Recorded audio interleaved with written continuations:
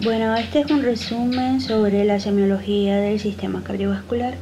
Esto lo he sacado del libro de Regente, entonces es un tipo de resumen.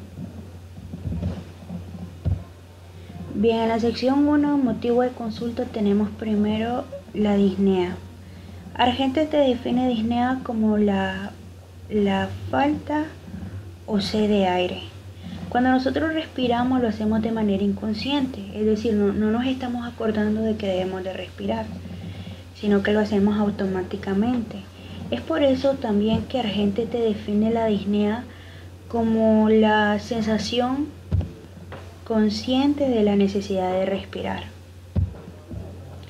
Bien, entre los tipos de disnea tenemos que cuando su origen es por una afectación cardíaca, esta se va a manifestar cuando hay un aumento en las demandas metabólicas. Entonces va a haber un aumento en lo que es el trabajo del corazón. Nuestros músculos cardíacos se van a esforzar más. Veamos. Entonces esta sería una disnea de esfuerzo. También la disnea puede aparecer en pleno estado de reposo físico y mental, a la que se le conoce como disnea de reposo. Igualmente la disnea puede persistir y permanecer constante, a lo que se le conoce como disnea continua. También la disnea puede aparecer de manera brusca y episódica. A esta se le conoce como disnea paroxística. En la mayoría de los casos la disnea paroxística aparece en estados de reposo nocturno debido a la reabsorción de líquido intersticial que se produce cuando el paciente está en posición de cúbito. Por lo tanto, aumenta el retorno venoso y aumenta la velocidad del llenado diastólico cardíaco. Bien, entre las causas de la disnea paroxística tenemos que puede ser por una crisis hipertensiva, por un infarto agudo del miocardio intenso, por una fibrilación auricular y una estenosis mitral.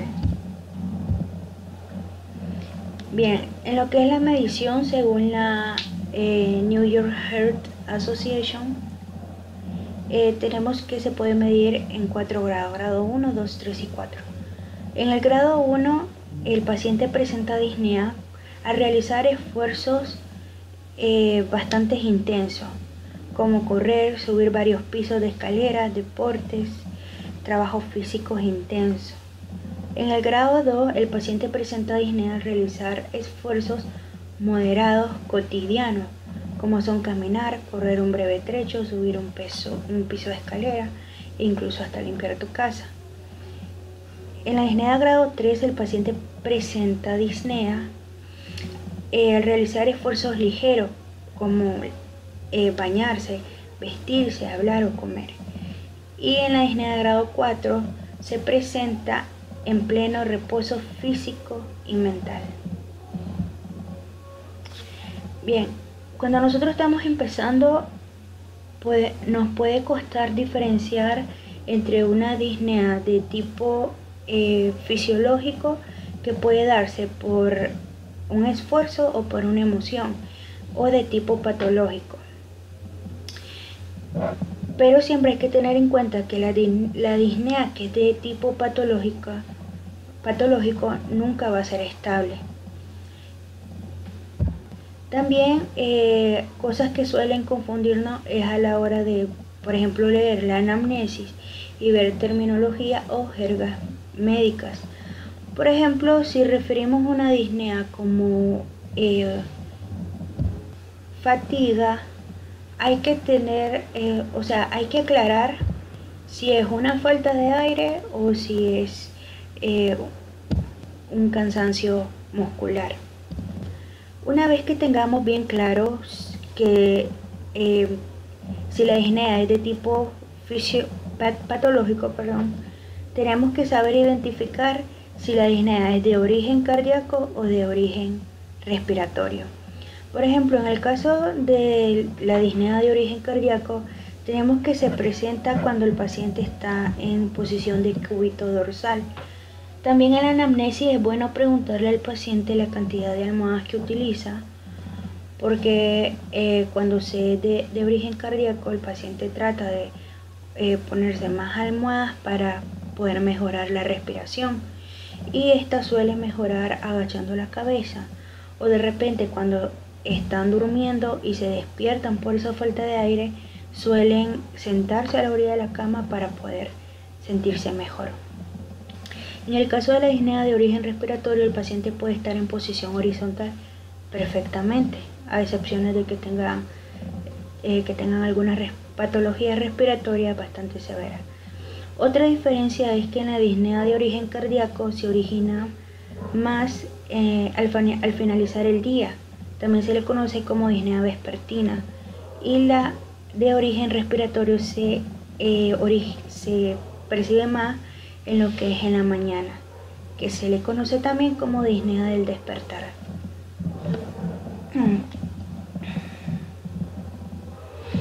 Bien, lo que es la evolución de la disnea va a depender según el tipo de cardiopatía. Por ejemplo, en la estenosis mitral tenemos que la disnea es temprana, es decir, aparece al comienzo de la enfermedad y su evolución es lenta y puede estar presente por varios años y sin cambiar. Es decir, puede permanecer sin cambio. En el caso de la insuficiencia mitral es lo contrario, la disnea aparece de manera tardía y su evolución es más rápida. En el caso de las valvulopatías aórticas y cardiopatías hipertensivas, tenemos que esta aparece de manera mucho más prolongada, o sea, tarda más en aparecer, pero cuando llega a aparecer, progresa con mayor rapidez y alcanza grados extremos en poco tiempo si no es tratada adecuadamente. En el caso de la cardiopatía isquémica y la insuficiencia cardíaca congestiva, la disnea es creciente y de mal pronóstico. Bien, por último está otra clasificación de disnea, que son la disnea suspirosa y la disnea periódica. Tenemos que en la disnea suspirosa en la respiración se producen ruidos y sobre todo se hace presente o resulta notoria la presencia de suspiros hondos y repetitivos. Bien, la disnea suspirosa aparece en dos cuadros estrechamente vinculados. El primero es la neurosis cardíaca. Bueno, acá resulta un poco interesante en lo que es la neurosis cardíaca, porque según la gente dice que la disnea suspirosa la puede presentar tanto una persona sana, que no tiene ninguna enfermedad, como un cardiópata. Por ejemplo, en el caso de la persona sana, si esta persona tuviera un familiar que tiene problemas cardíacos o familiares que hayan muerto por problemas cardíacos, esta persona se vuelve como hipocondríaca, es decir, comienza a pensar en qué pasaría si ella llega a padecer de problemas cardíacos, que si se puede morir, comienza a medir su respiración, a buscarse síntomas, entonces desarrolla una disnea suspirosa. En el caso de los cardiópatas, o sea, sí tienen problemas cardíacos, pero igualmente comienzan a pensar en que si se pueden morir por la enfermedad, en que si se van a agravar, etc.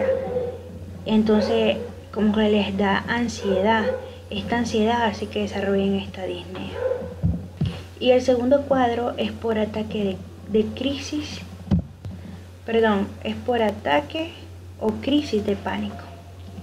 Bien, en el caso de la disnea periódica hay una alteración del ritmo respiratorio, ya que primero se da un periodo de apnea seguido de un periodo de hiperpnea.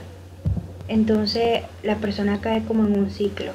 Recordemos que la apnea es la falta de aire, entonces primero siente esa falta de o la ausencia de aire.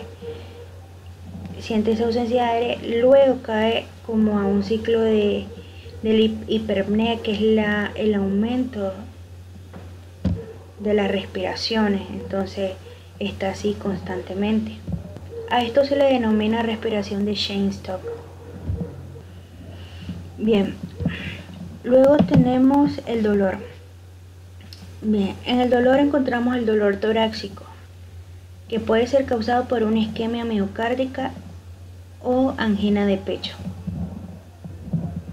Entre las características más relevantes de este tipo de dolor tenemos que se inicia cuando hay un esfuerzo y reduce en el descanso, y está también asociado con lo que es la muerte súbita. Tenemos también que este se origina a nivel retroesternal y el dolor se siente de manera opresiva. Por lo general se propaga hacia el borde cubetal del brazo, al antebrazo y mano izquierda. Tenemos también que no se modifica con cambios de postura y suele desaparecer después de 2 a 5 minutos de reposo. Estas serían las características más relevantes. Bien, ya de forma más general o más detallada, mejor dicho, tenemos la característica, ¿verdad?, del dolor isquémico, que son 10. Tenemos la intensidad. La intensidad va a variar según el tipo de paciente. Esta puede ser leve, moderada, intensa y muy intensa.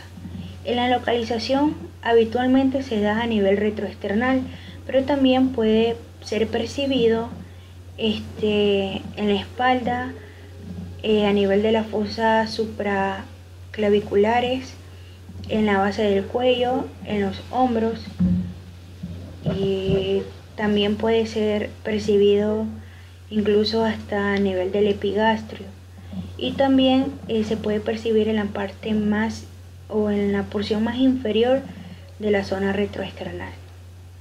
En lo que es la propagación, entre más intensa sea la intensidad, para la redundancia, entre más intenso sea el dolor, más intenso va a ser la propagación. Si decimos que el dolor empieza a nivel retroesternal, este suele propagarse a lo que son los hombros, la espalda, el cuello, la mandíbula y también en la región del apéndice sifoides. Con el tipo de carácter tenemos que es un tipo de dolor opresivo o constrictivo. También hay pacientes que refieren percibir un tipo de dolor punzante. La iniciación suele ser gradual, pero cuando el dolor es muy intenso, el acné se alcanza en pocos segundos. Conforme a la duración, tenemos que dura entre 2 a 5 minutos, pero a veces suele prolongarse. Cuando tiene una duración de 30 minutos, a esto se le conoce como periodo de alarma de Gaya-Bardin, que nos indica un grado de isquemia considerable y nos hace sospechar de una necrosis miocárdica. Por el contrario, el dolor fugaz, o sea, el que dura pocos segundos, puede considerarse siempre un dolor de tipo no isquémico y casi siempre funcional. Bueno, con los concomitantes o síntomas acompañantes tenemos los eruptos, las náuseas y los vómitos, que hacen referencia a una necrosis, sobre todo de la cara diafragmática. También puede aparecer una disnea simultánea con el dolor precordial isquémico. Bien, conforme los equivalentes, tenemos que la disnea, más que un síntoma acompañante, es un síntoma equivalente, es decir, que lo reemplaza o lo representa. Conforme a los factores desencadenantes, El dolor actúa en la gran mayoría de los casos por un aumento de la demanda de oxígeno por parte de las fibras miocárdicas sometidas a un trabajo más intenso. También las emociones, el frío intenso, los periodos digestivos, el aumento de la bulimia y la crisis taquicárdica e hipertensiva. Bueno, estos serían los más importantes, los factores desencadenantes más importantes. Ok, entre los factores de atenuación tenemos que el dolor puede mejorar con fármacos que reduzcan el trabajo cardíaco y por consiguiente el consumo de oxígeno. Y también el reposo físico y mental. Bien, bueno, tenemos también variedades de isquemia. Hay isquemia de todo tipo, de todo sabor, de todo color. Tenemos la isquemia, isquemia, es la angina. Bien, hay variedades de angina, perdón. La primera sería la angina de esfuerzo o de Heberden. Esta a su vez se encuentra la angina del despertar y la angina del primer esfuerzo.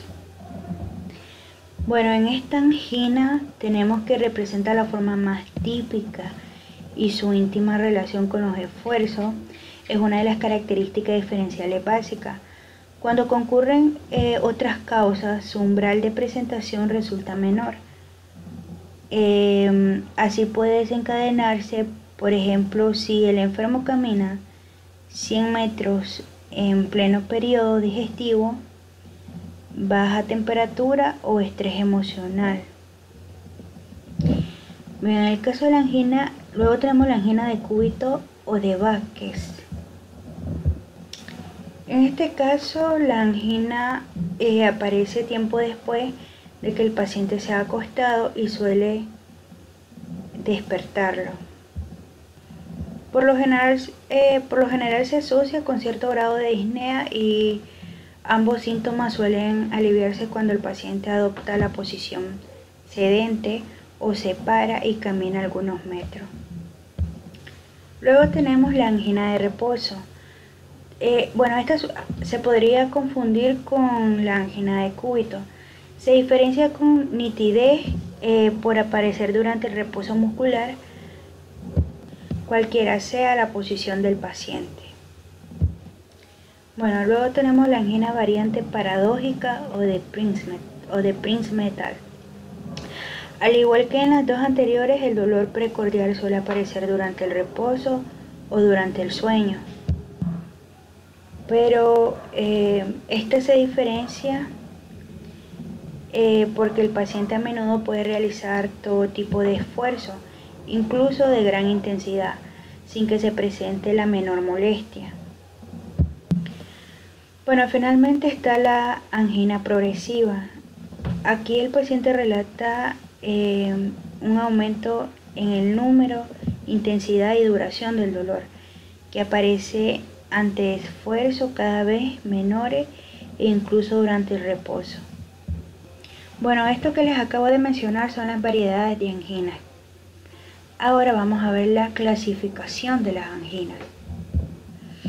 Entonces está la angina estable e inestable según su clasificación. En el caso de la angina estable tenemos que el dolor presenta las características clásicas y no varían en relación con el número, intensidad y duración en los últimos 2 meses de la enfermedad, y casi siempre se lo desencadenan los esfuerzos y suele ser breve de duración y desaparece con los nitratos. Bueno, esta comprende las siguientes variedades. Está la angina de pecho de reciente comienzo, que es el dolor anginoso que tiene menos de 2 meses de evolución, por lo que presenta un grupo de mayor riesgo, dado que se conoce el genio o agresividad de la afección. Bueno, luego seguía lo que era la angina progresiva, esta angina progresiva iba aquí en la clasificación, lo siento, me equivoqué porque ya tengo sueño. Entonces, bueno, seguía la angina progresiva que ya se les había explicado. Bueno, recordemos que esta es como una subdivisión de la angina inestable. Bien, entonces teníamos la angina de pecho de reciente comienzo, luego venía la angina progresiva, ahora el síndrome coronario intermedio. En el síndrome coronario intermedio, insuficiencia coronaria aguda, infarto inminente o estado de mal anginoso, el dolor aparece ante el mínimo esfuerzo o en pleno reposo. Ocurre varias veces en el día, es prolongado y se calma de manera parcial con los nitratos y es francamente iterativo. En otras ocasiones el paciente refiere 1 o 2 episodios dolorosos de gran intensidad y duración prolongada, hasta mayor de 30 minutos. Ok, por último está la angina posinfarto agudo al miocardio.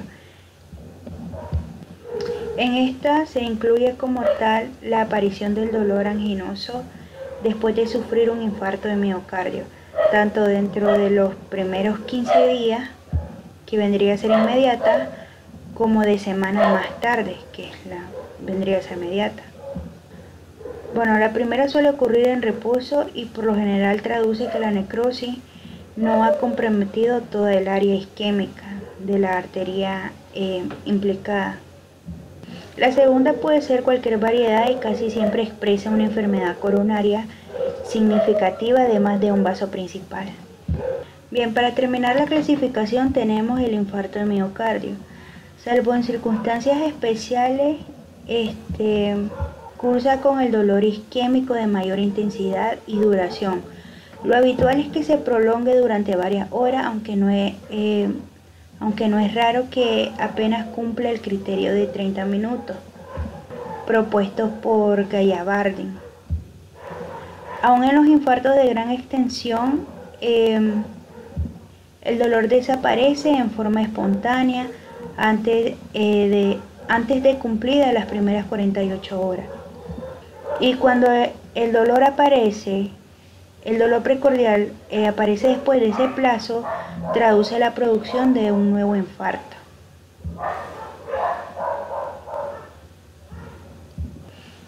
Bueno, ahora vamos con el dolor pericárdico. Tenemos que este dolor se origina por procesos inflamatorios que comprometen al pericardio, o sea, la pericarditis, sobre todo la porción anterior de su hoja parietal.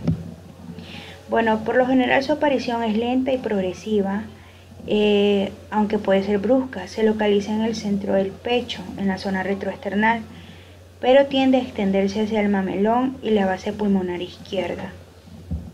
También es frecuente su irradiación hacia el cuello, más precisamente hacia la parte interna de las fosas supraclaviculares y entre el haz clavicular y external de los músculos esternocleidomastoideos. Su intensidad es variable y puede ser como de quemazón o ardor, y también una sensación de herida abierta o gravativo. Bueno, las características más importantes para el diagnóstico diferencial son las siguientes. Por ejemplo, cuando se siente una exageración del dolor pericárdico por los movimientos respiratorios, la tos, los estornudos y el hipo. Del segundo, hay una modificación con los cambios posicionales del paciente. Ambas características permiten descartar el origen isquémico del dolor. En algunos casos resulta dolorosa la deglución o el pasaje del bolo alimenticio percibido en la zona media de la columna dorsal. También conviene saber que la intensidad suele ser mayor en las denominadas pericarditis secas y en aquellas que con derrame moderado. Bueno, también en su mayoría obedecen a infecciones virales, aunque en los niños su origen puede ser bacteriano. También el dolor suele ser más atenuado en la pericarditis con graves derrames y es llamativamente escaso o nulo en la pericarditis urémica. Bien, ahora tenemos el dolor aórtico. El dolor aórtico se origina por la disección de las paredes aórticas. Tenemos que es de tipo punzante y su ubicación es retroesternal. Bueno, eso sí solo compromete a la aorta suprasigmoidea. Bueno, pero el dolor se extiende hacia el cuello y hacia la espalda cuando la disección progresa para constituir un aneurisma de toda la aorta. E incluso después de algunas horas puede alcanzar la zona lumbar por compromiso de la aorta abdominal. Este desplazamiento progresivo hacia atrás y hacia abajo del sitio de máximo dolor constituye uno de los reparos más importantes para diferenciar con el dolor isquémico del infarto. Bueno, ahora tenemos el dolor isquémico de las extremidades. Bueno, al igual que el dolor surgido en el miocardio, el dolor isquémico en las extremidades puede aparecer con esfuerzo o en pleno reposo. En el caso del dolor con esfuerzo se denomina también como claudicación intermitente dolorosa al dolor isquémico de las extremidades desencadenado por el esfuerzo, que aparece durante la marcha y obliga al paciente a detenerse por un breve lapso, a cabo del cual puede reanudarla, puede volver a moverse para luego recorrer un trecho semejante al inicial y volver a reproducirse el cuadro. Si el enfermo intenta proseguir, la intensidad del dolor aumenta hasta hacerse insoportable y lo acompaña asimismo una sensación de endurecimiento o endurecimiento de las masas musculares correspondiente al segmento de la pierna comprometida que le impide moverla. Bueno, en el caso del dolor de reposo, hace su aparición cuando la claudicación solo permite al paciente caminar con lentitud menos de 100 metros. Al principio únicamente ocurre de noche con el decúbito. La simple elevación de las piernas hasta la horizontal es suficiente para que la isquemia se acentúe y el paciente solo obtiene alivio cuando se sienta al borde de la cama o da unos pasos alrededor de ella. Bueno, en el caso del síndrome del dedo azul, el dolor isquémico de reposo se localiza en el sector comprometido, que puede ser en uno o más dedos del pie, que aparece frío, cianótico y puede desarrollar necrosis en forma de flictenas hemorrágicas. Sus causas son las embolias de fragmentos de ateromas ulcerados ubicados en los troncos arteriales principales de las extremidades y en general las pulsaciones de tales arterias son muy ostensibles dado lo distal de la obstrucción.